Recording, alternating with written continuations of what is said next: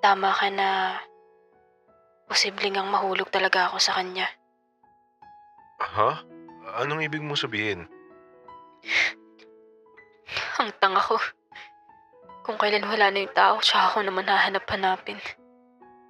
Teka, ano bang sinasabi mo? Tsaka, ano yung sinasabi mong posibleng mahulog ka? Kanino? Kay Genesis, sa tropa mo. Biglang bumilis ng tibok yung puso ko. Ibig ba sabihin, nagkakagusto siya sa akin? Oo nga pala. Magaling siya magsinungaling kaya bakit ako maniniwala? Paano mo naman nasabi yan? Baka naguguluhan ka lang. Akala ko ba nagpapanggap ka lang? Sa una, oo. Kaya ako pang magpanggap na gusto ko siya. Pero nung tumagal, parang sarili ko lang niloloko ko. Ang hirap palang magpanggap na hindi ko siya gusto. Pero siguro nga, naguguluhan lang ako. May bala ka bang sabihin sa kanya yan? Wala. Bakit naman hindi? May chance ka dun. Gusto ka nun eh. Naghiwalay na kami ni Genesis. Ha? Kailan lang? Mahigit 1 week na din. Ay we? Eh di hindi na pala kayo nag-uusap? Hindi na. Pwede ko bang malaman kung bakit kayo naghiwalay?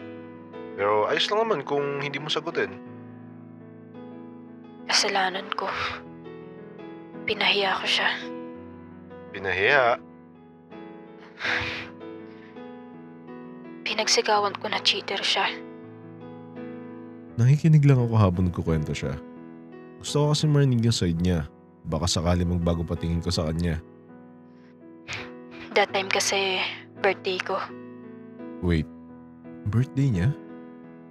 Oo nga pala. Birthday niya ngayong buwan.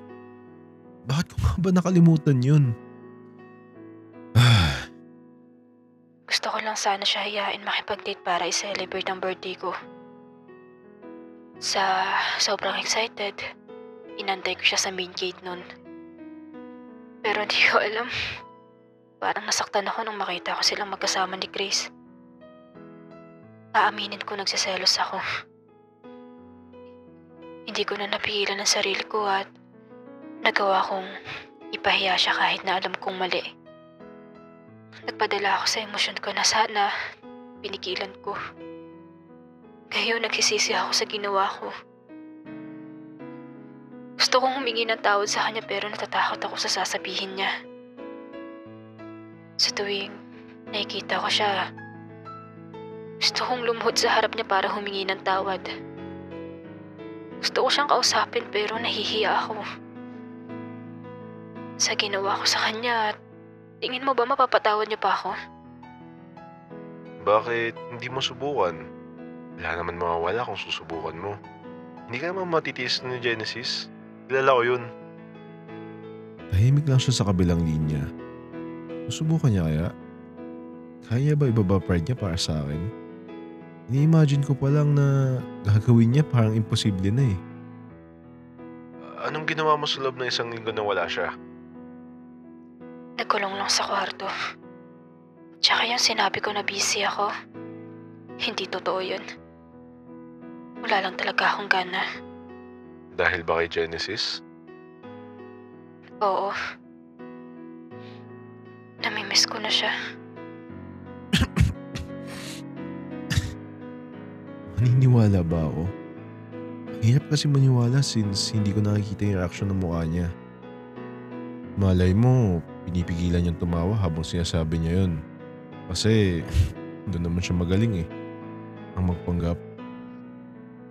Pwede mo ba akong tulungan? Ano yun?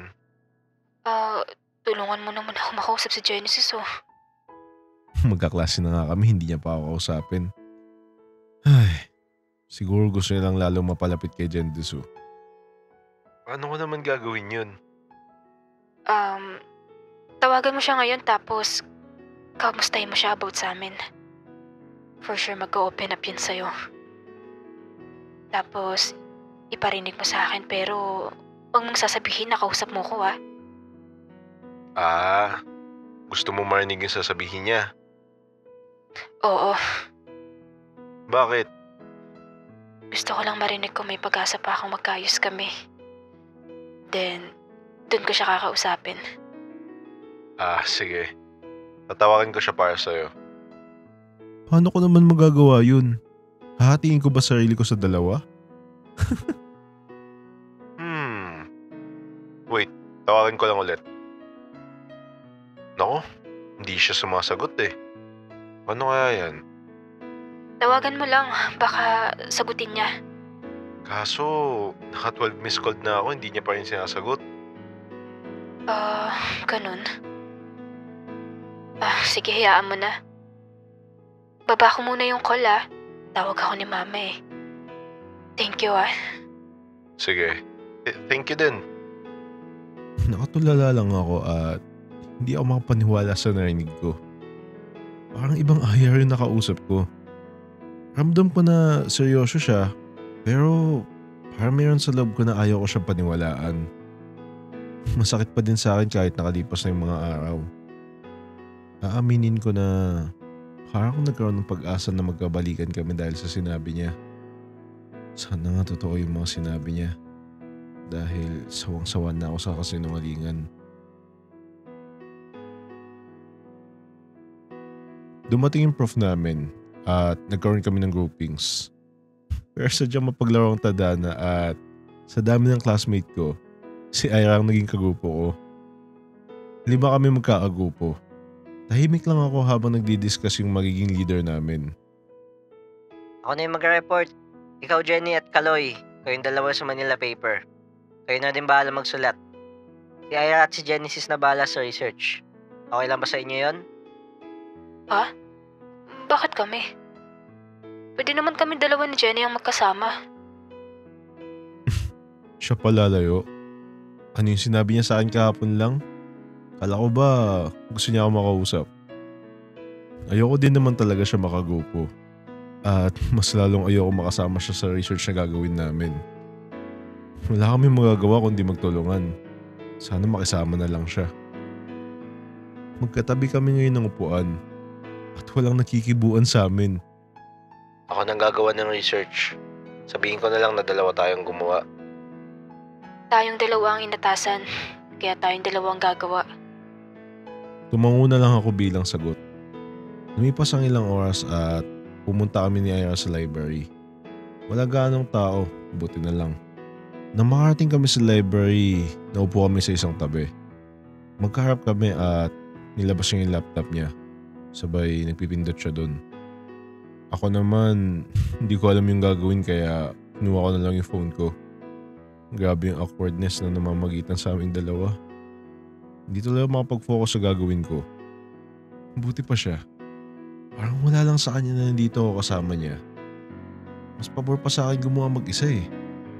Ilang oras lang nakalipas at ito kami ngayon. Hindi pa din nagkikibuan. Walang mangyayari kung tatahimik lang kami at hindi magtutulungan. Kaya ako na yung nag-first move kausapin siya. Baka gusto mo i-share yung mga na-search mo. Mas maganda kung magtutulungan tayo. Hindi ko pa naumpisahan. Ano daw? Kanina pa kami nandito tapos sasabihin niya wala pa siyang naumpisahan? Ano pala yung ginagawa niya? Nakatunga nga lang sa laptop niya? Lakas ang tama nitong taong to ah. Para naman may maumpisahan na kami. Tumabi na ako sa kanya. Ako nagagawa. Panoorin mo na lang yung gagawin ko. Sige. Nag-umpisa na ako mag-search habang siya nakatingin lang sa ginagawa ko. Hindi sa pag-a-assume pero kahit nakaharap ako sa laptop niya, nakikita ko siya sa gilid ng mata ko na nakatingin siya sa akin. Hindi ako komportable kaya humarap ako sa kanya. Bakit? Wala. Tuloy mo lang yung ginagawa mo. Paano ko itutuloy kung saan siya nakatingin? Ang sabi ko, panoorin niya ako sa gagawin ko. Hindi yung ako yung papanoorin niya. Natapos na kami sa gagawin namin kaya binalik ko na yung laptop niya. Tatayo na ako para iwan siya ng biglang... Wait lang. Bakit? Pwede ba tayong mag-usap About saan? about us? Gusto mo ba makita yung next part? Click mo lang yung join sa tabi ng subscribe.